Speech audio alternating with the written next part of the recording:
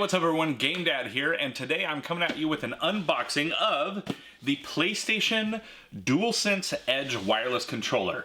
Now, I know that this is essentially the Xbox Elite controller, but for the PS5, but I'm still excited to check it out, and I had held off for a long time on getting one of these just because it is rather pricey. It is $199.99, but I happen to have some gift cards for Best Buy, and I figured, what the heck, why not? So I wanted to share with you the unboxing of this and give you my overall impressions of the controller.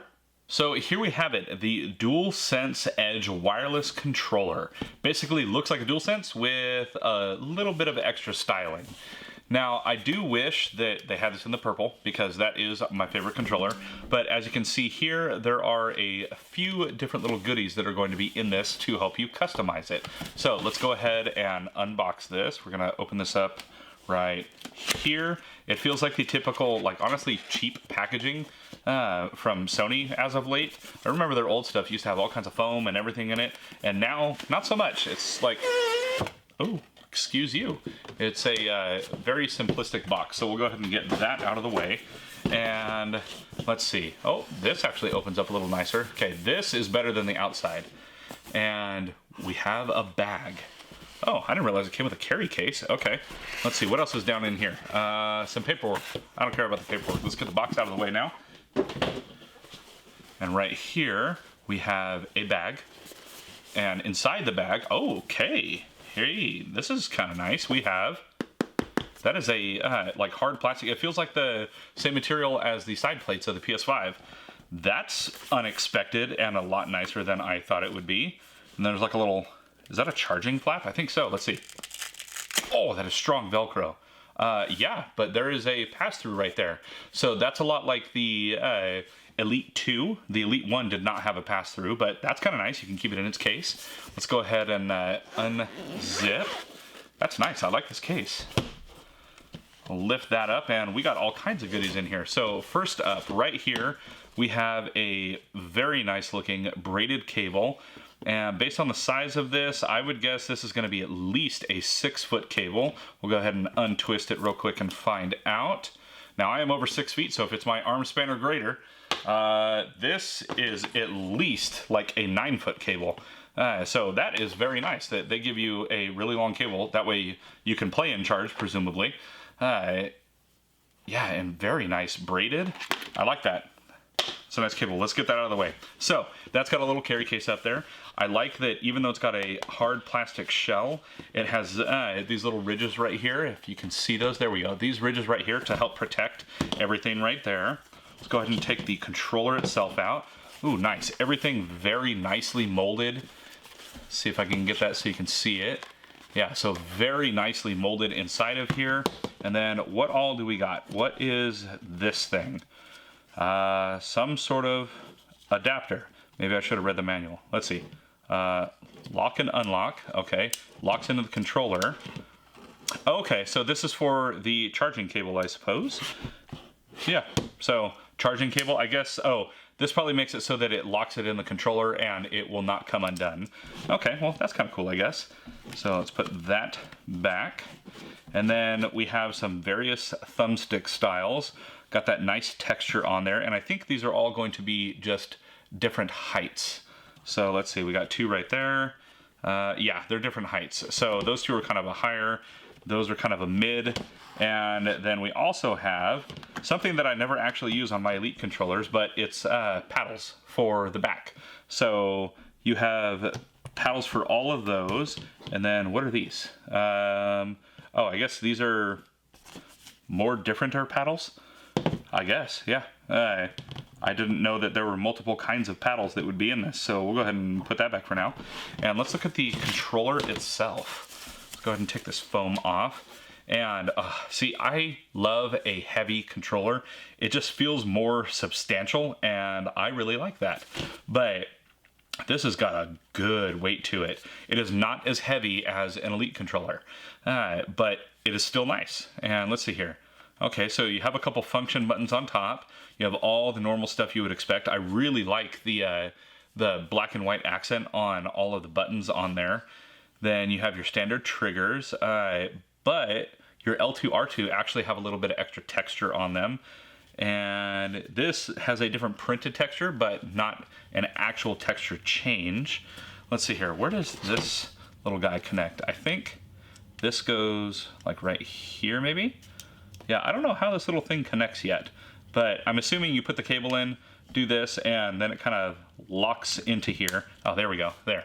So that'll lock in there. That way it will remain a wired controller while it's charging. So that is kind of nice. Yeah, I'm not a fan of the piano black that's on here because that's going to get fingerprinty over time. Let me see. Actually, it must have some sort of anti-fingerprint coating on it because it is really not doing anything fingerprint wise.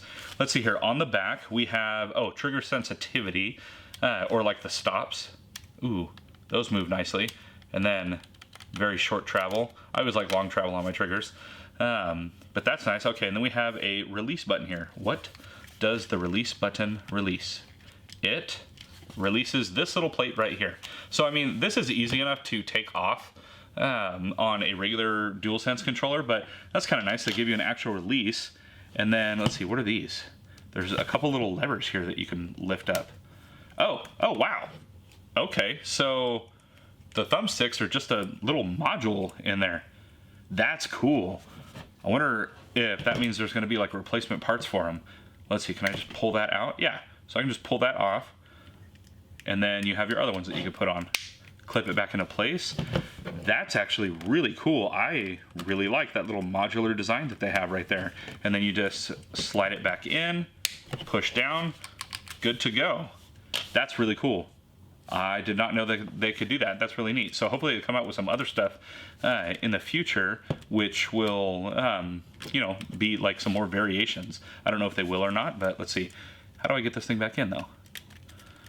I figured I could just set it down, but it has a couple little hooks in it. Let's see.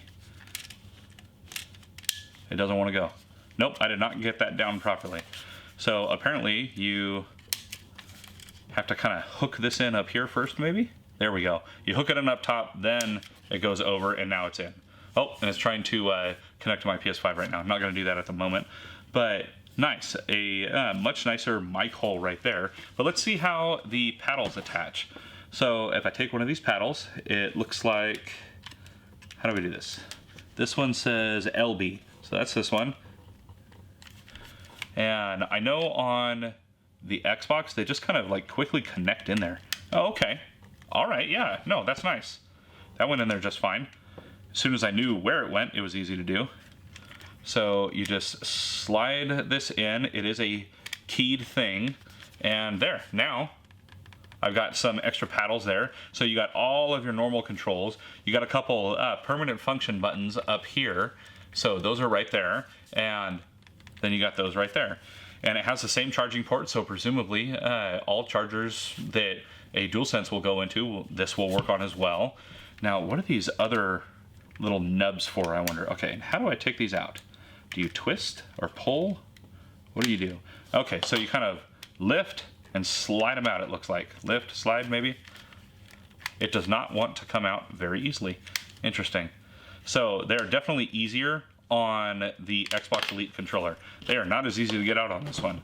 But let's see. So these are kind of like little paddles instead, it looks like. So let's see here. You just kind of slide that down. And, oh, that's interesting. Okay, so instead of a like paddle that you get there, it's a button that you can pull instead. Well, that's a unique design. I kind of like that, actually. And that is super out of the way, so I don't even notice that they're there. But if I'm using, let's see here, if I'm using a paddle, do I know that they're there? Yeah, so I can 100% feel the paddle there, but that little button, I don't feel it unless I want it. So that's cool. And then obviously you can just have these out, and if you don't want to use them at all, you don't have to use them at all. I would say these ones are significantly easier to put in though. But neat. So yeah, good weight. Type-C, just like everything else, it has all the regular DualSense features, and then it also has some extra features, including these modular sticks.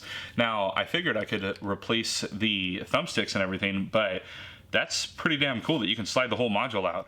I really hope that that is a sign of repairability for the future, because that would be awesome. So whenever you first plug the controller in, the system will recognize it, it'll update firmware if it needs to do that, and then it starts taking you through a tour of the controller, showing you the customizable buttons on the back, showing you the function buttons on the front, and just giving you kind of a layout of everything that there is and everything that you can do to customize your controller. It talks about setting input range on your triggers since they are analog, and it also shows being able to do custom profiles that you can switch between for various games, things like that.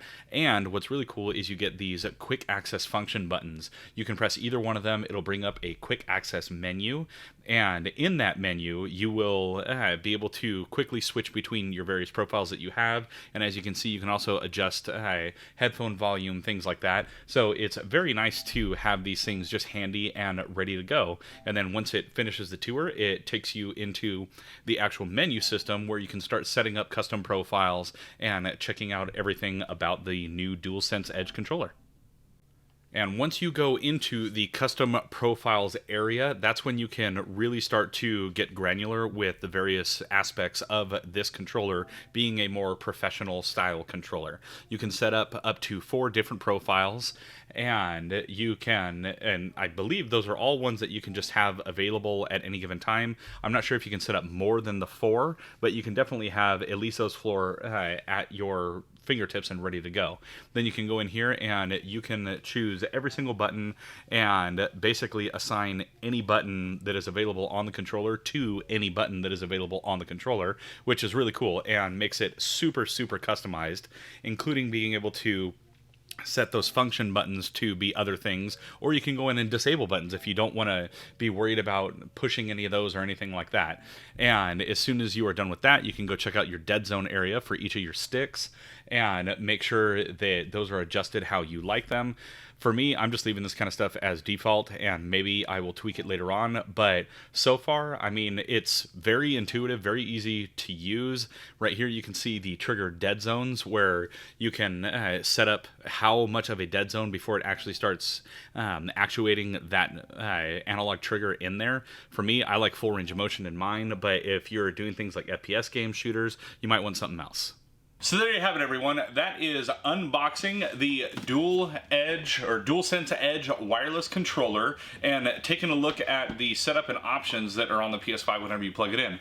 Obviously, you can do custom profiles, various things like that, which is really cool. I don't use a lot of that. I mainly use a controller like this, one, for the weight, because I am a large dude and I like having an actual hefty controller that doesn't feel like it's going to break when I use it. But also the build quality of controllers like this are typically a lot more, and they can handle a beating whenever you're playing, and they hopefully with this will last for years. I still have an Elite One, and I've had that thing for I think well over 5-6 years now, and it works perfectly still. So I'm hoping this will be a very similar kind of situation. But overall, I mean, it's a nice controller. I like it. Is it worth $200?